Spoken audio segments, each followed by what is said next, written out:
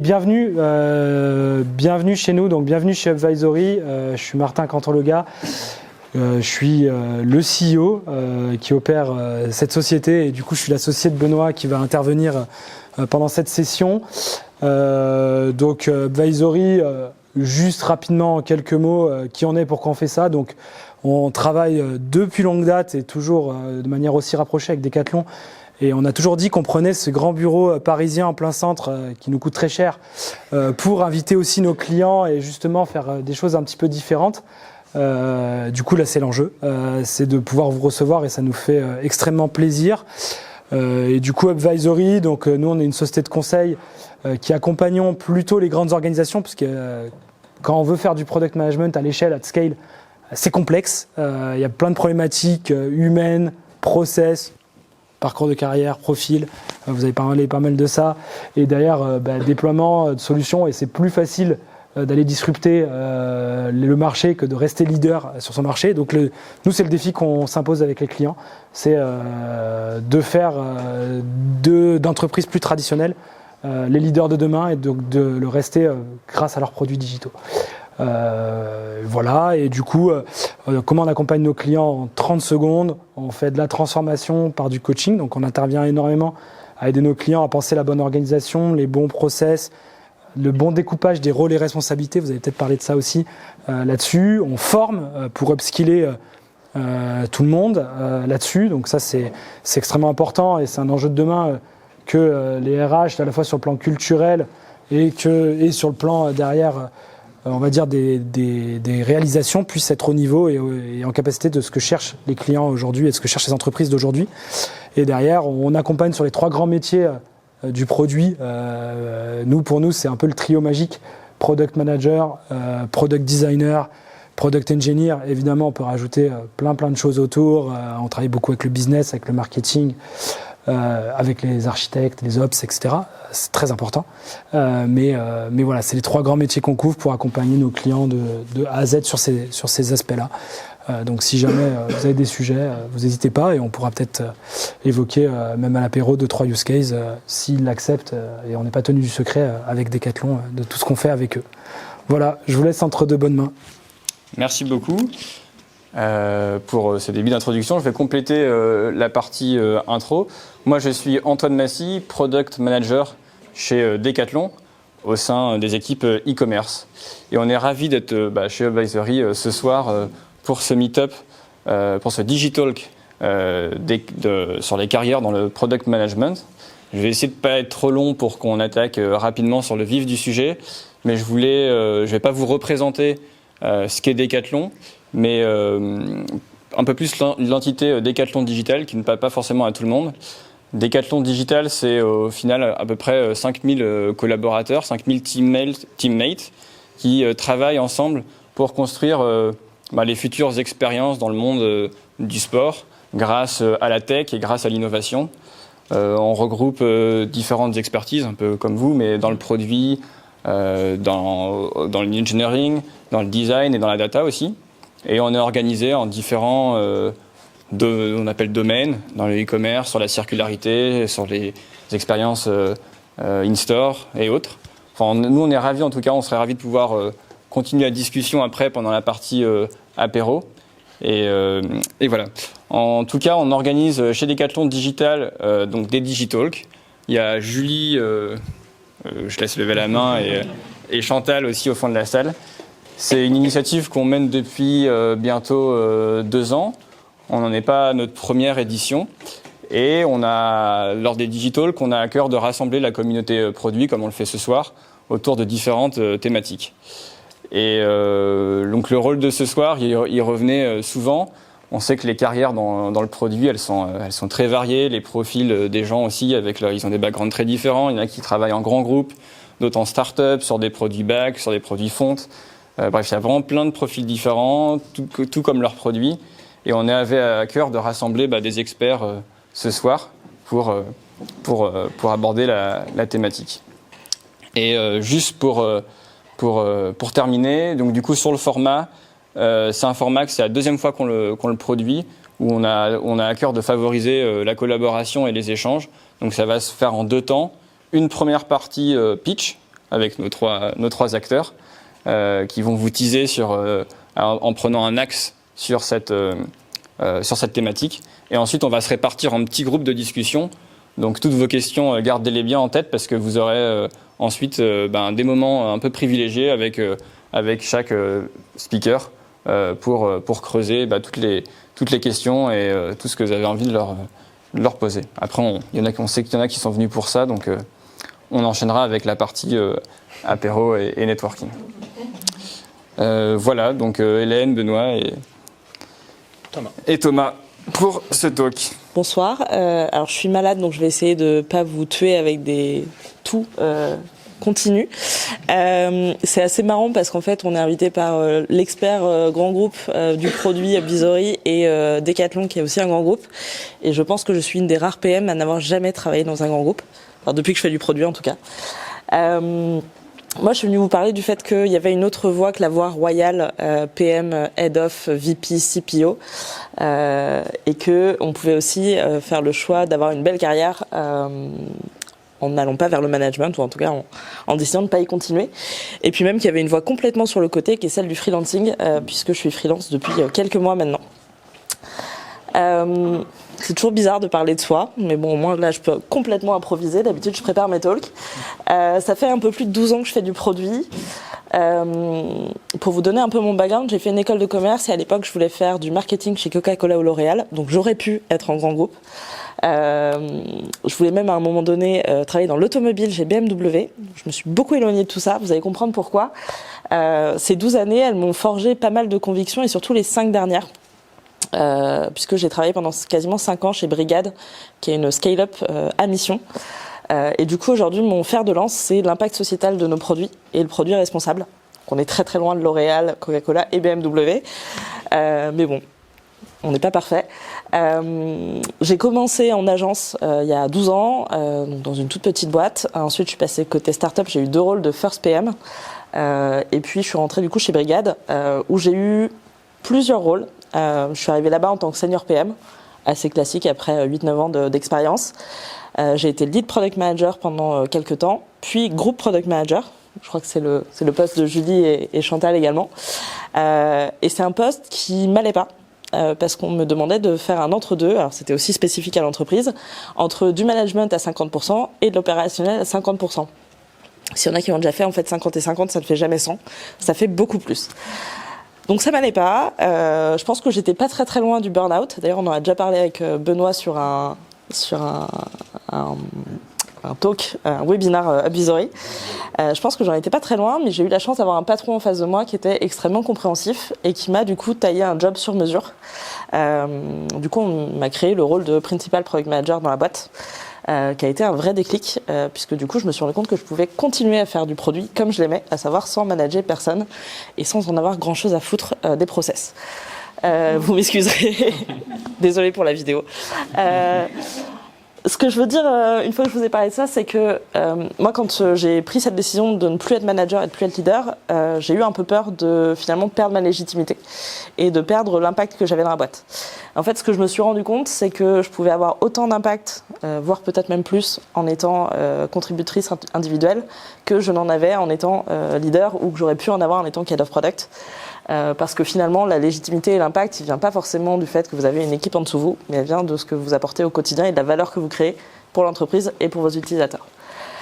Je suis venue aussi vous dire, et on en parlera plus en détail, que pour moi, Head of Product, CPO, VP, tous les intitulés que vous voulez, c'est pas le Graal. On peut avoir une super belle carrière dans le produit, très bien gagner sa vie, sans avoir besoin d'en passer par là.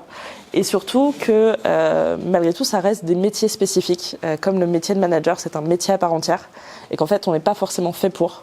Donc se dire qu'on va monter les échelons parce que c'est la suite logique, ça peut être la moins bonne idée possible pour votre carrière. Et puis surtout, aucun choix de carrière n'est définitif. C'est pas parce que vous dites stop au management aujourd'hui que vous n'en ferez pas demain. C'est pas parce que vous voulez avoir un rôle très opérationnel et pas forcément trop stratégique que vous n'allez pas en faire par la suite. Preuve en est, aujourd'hui, je suis freelance. Je voulais surtout pas prendre de rôle de CPO part-time. Il y en a déjà beaucoup sur le marché. Et je me retrouve pour autant à faire beaucoup de stratégie. Donc en fait, tous les chemins sont possibles. Merci beaucoup, Hélène. Donc moi je m'appelle Benoît Rosier, je suis un des 3 cofondateurs d'Advisory. Donc voilà, Martin a présenté Advisory, agence de conseil en product management qui existe depuis 2016. Donc en 2016, on nous prenait un peu pour des ovnis parce que voilà, c'était le tout début du product management. Aujourd'hui, beaucoup moins. Le product management, c'est devenu quasi mainstream. Et moi, au sein d'Advisory, j'ai le rôle de CPO. Donc ça fait plus de 10 ans que je fais du product management. Donc j'ai eu la chance d'avoir différents rôles. J'ai été product manager, j'ai été product ops, j'ai été coach agile, j'ai été coach produit. Donc j'ai fait quand même pas mal de choses. Et depuis 5-6 ans environ, j'accompagne de nombreux product leaders. Donc qu'est-ce qu'on met un petit peu derrière ce terme de product leader? Alors on met beaucoup de choses. On met des VP product, on met des CPO, on met des Head of Product, on met des groupes PM, on met pas mal de choses. Bref, globalement, toutes les personnes qui sont en situation de manager des équipes produits, des product managers.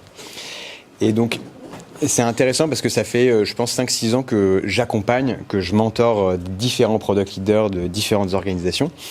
Et maintenant, je commence un peu à dégager des tendances sur ce que c'est qu'être un bon product leader et ce que c'est qu'être un mauvais product leader.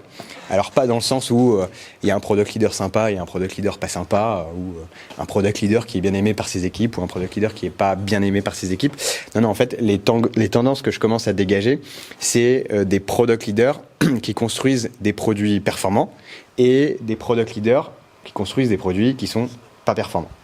Et ce qui est intéressant derrière tout ça, c'est que j'ai l'impression que, moi, de ce que je vois du terrain, c'est-à-dire un product leader performant, finalement, les chantiers qu'il adresse sont assez différents de ce qu'on imagine dans la communauté produit et ce qui est derrière ce rôle de product leader. Et donc c'est un petit peu, moi, ce dont j'aimerais discuter avec vous ce soir, c'est qu'est-ce qu'on met réellement derrière ce poste de product leader, parce que je pense qu'il y a pas mal de malentendus derrière ça et beaucoup de gens s'imaginent différentes choses. Et d'ailleurs, si je vous posais la question ce soir, et bon, je vais peut-être pas vous laisser répondre parce que si vous répondez autre chose, vous allez ruiner mon pitch, mais si je vous posais la question, je suis sûr que beaucoup de personnes me diraient, un product leader, c'est quelqu'un qui fait de la stratégie produit, c'est quelqu'un qui formalise la vision produit. C'est un petit peu ce qui nous vient en tête quand on parle de product leader. Et c'est pas complètement exact. Un product leader, il fait finalement beaucoup de choses. Et je pense que cette conception du product leader, j'ai complètement oublié de passer mes slides, cette conception du product leader, elle a un peu hérité, je pense, du management qu'on a connu pendant des années et des années. Et c'est un petit peu quelque chose, je pense, qui est hérité du taylorisme. Alors, sans faire tout un cours sur le taylorisme, mais le taylorisme, c'est quoi? C'est finalement un processus qu'on va découper en plein de petites tâches et les collaborateurs vont chacun prendre une tâche. D'accord ? On est responsable d'une tâche. Pourquoi ? Parce que c'est plus facile d'être expert sur une petite tâche que expert sur tout un process. Et donc, qui s'occupait de gérer l'ensemble du process ? C'était les managers. Et c'était historiquement les seuls à avoir une vue d'ensemble sur tout ce qui se passait dans une entreprise. Et donc, c'est eux qui prenaient une majorité de décisions parce que c'était les seuls à avoir cette vue d'ensemble et donc les seuls à pouvoir prendre des décisions éclairées. Le monde de la tech, le monde du produit, c'est un monde qui est complètement différent. Pourquoi ? Parce que celui qui prend les bonnes décisions, c'est celui qui est au contact de ses utilisateurs. C'est celui qui interagit quotidiennement avec ses utilisateurs. Et ça, c'est pas le product leader. C'est le product manager, c'est le product designer, c'est eux qui sont en capacité de prendre ces décisions. Et c'est pour ça que le product leader, parfois on l'interprète un peu comme un super PM qui va prendre les décisions produits, qui va définir toute la stratégie produit, qui va définir toute la vision produit. C'est pas le cas, d'accord ? Et le product leader, il fait autre chose, et c'est ce dont on va discuter ce soir ensemble. Donc il y a 3 grands sujets. Il y a un premier sujet qui est de l'accompagnement des people. Et donc ça, c'est très important. Donc finalement, quand on est product leader, notre objectif, c'est de faire en sorte que les people soient bons dans ce qu'ils font. Donc on fait du mentorat, on fait du coaching, on fait du recrutement, on fait du management. Donc ça, mine de rien, c'est une grosse partie du boulot de product leader. Quand on est product leader, on travaille aussi beaucoup sur l'organisationnel. Je ne sais pas si vous connaissez ce qu'on appelle la loi de Conway, mais la loi de Conway, c'est un truc qui nous dit que globalement, quand on a une belle organisation, on construit des beaux produits. Quand on a une organisation pourrie, pour rester poli, on construit des produits Voilà, pourri. Donc là, vous l'avez. Et donc, c'est pour ça que travailler sur une organisation produit, c'est ultra important. Et c'est le deuxième gros chantier d'un product leader. C'est d'arriver à découper des équipes produits correctement. Est-ce qu'on les découpe par feature? Est-ce qu'on les découpe par objectif? Est-ce qu'on les découpe par étape de notre expérience map? Donc, il y a plein de façons de découper des équipes produits si on est sur un fonctionnement à l'échelle. C'est aussi, par exemple, définir ce qu'on appelle un product system. Donc, c'est les règles du jeu avec lesquelles interagissent les équipes produits. Donc, quels sont les rôles et responsabilités de chacun, quels sont les process, quels sont les artefacts. Donc ça, c'est des choses sur lesquelles doivent bosser un product leader. Et finalement, bosser sur les people et bosser sur l'organisation, ça va prendre 60, 70%, 80% de la bande passante d'un product leader. Donc un product leader, finalement, il fait plus tant de produits que ça. Un product leader, il va beaucoup bosser sur les people et sur l'organisation. Et sur la dernière partie, justement, qui est la partie produit, finalement, il y a plusieurs éléments. Donc sur la vision produit, ça, c'est le product leader qui l'a défini, parce que la vision produit, globalement, c'est les règles du jeu avec lesquelles vont interagir les différentes équipes produits. Donc, c'est le cadre, c'est où on va. La stratégie produit, déjà, il va avoir un impact beaucoup moins fort. C'est-à-dire que il va challenger la stratégie produit, il va valider la stratégie produit, mais c'est pas forcément lui qui va définir la stratégie produit. Déjà, ça va plutôt être les product managers. Et quand on arrive encore au niveau du dessus, donc là, c'est-à-dire quelle feature je vais construire, là, c'est plus du tout son rôle de définir quelle feature il va construire. Et on est encore aujourd'hui, je pense, assez loin de ce mode de fonctionnement. Et c'est pour ça que je disais en conclusion de ma partie, l'objectif final d'un product leader, c'est d'aller jouer au golf ou d'aller jouer au squash ou d'aller jouer... il y a beaucoup de sportifs ici, donc je fais beaucoup d'allégories par rapport au sport, mais ça peut être de faire la poterie, j'en sais rien. Mais donc globalement, c'est effectivement d'avoir une organisation produit qui n'a pas besoin de lui, une organisation produit qui est mature et qui tourne toute seule. Et du coup, moi, je m'appelle Thomas, je suis RecOps actuellement chez Decathlon. Si ça vous intéresse, on pourra en parler aussi plus tard, parce que RecOps, c'est un métier qui peut un peu ressembler aussi au vôtre. Et du coup, moi, j'ai commencé le recrutement il y a environ 6 ans. J'ai 3 expériences. La première, c'est en cabinet de chasse, où j'accompagnais en fait des startups et scale-up dans les recrutements. Donc, je pense que vous avez tous été approchés par des chasseurs de tête, vu vos métiers. Parce que vous êtes difficile à trouver. Donc mon but, c'était effectivement d'accompagner mes clients et de venir dénicher des personnes qui étaient passifs, donc et en tout cas candidat typage chez nos clients, chez les clients que j'accompagnais, pour leur donner de l'intérêt en fait pour l'entreprise et pour la mission. Ma deuxième expérience, c'est un cabinet, une agence de conseil spécialisée dans le produit, où là mon rôle était en tant que talent acquisition de mettre un process de recrutement dans l'entreprise et également de recruter des consultants pour les placer chez nos clients. Et enfin, ma dernière expérience, c'est chez Decathlon en tant que lead TA sur la partie product, donc que j'ai commencé il y a environ 2 ans. Et en fait, j'ai accompagné l'entreprise dans sa partie scale, puisqu'on a recruté en 2 ans environ 200 product people. Donc dans un contexte aussi international, qu'on a ouvert les bureaux il y a à peu près 1 an d'Amsterdam. Donc tout ça pour dire qu'en fait, 3 expériences complètement différentes. Et en fait, je me suis rendu compte qu'évidemment, il y avait une manière de recruter qui était complètement différente, mais qui avait un point qui, selon moi, était important et qui devait être présent partout pour les hiring managers. C'est la bonne définition du besoin pour trouver la bonne personne, enfin trouver le bon profil product. Et pour moi, ça passe par 3 étapes. La première, c'est avoir un kick-off, donc un hiring manager potentiellement accompagné d'un recruteur, vraiment définir son besoin en faisant tout simplement une grille, les must-have, les nice-to-have, pour pouvoir trouver et se mettre d'accord sur la personne qu'on cherche. La deuxième, c'est la partie scorecard. C'est effectivement définir un process de recrutement avec des scorecards associés pour que toutes les personnes qu'on rencontre lors du process d'évaluation soient évaluées de la même manière et qu'il n'y ait pas de discrimination entre les différents profils. Et enfin, c'est la fiche de poste qui, on le voit encore beaucoup, c'est marrant quand on traîne, moi je traîne pas mal sur LinkedIn, je fais mon job, on voit pas mal de jobs postes assez généralistes. Et honnêtement, après c'est mon avis, on pourra aussi en échanger, j'encourage vraiment les entreprises, en tout cas les hiring managers, de faire des fiches de poste assez détaillées, pas hésiter à mettre finalement, pour un poste de product manager par exemple, à quelle étape de vie le produit en est, les achievements, ce qui reste à faire, parler de l'environnement aussi du produit, avec quel stakeholder le futur PM va pouvoir interagir, etc. Tout ça en fait pour donner de l'intérêt aux candidats de candidater et puis pouvoir aussi le permettre de se projeter un petit peu plus dans l'entreprise.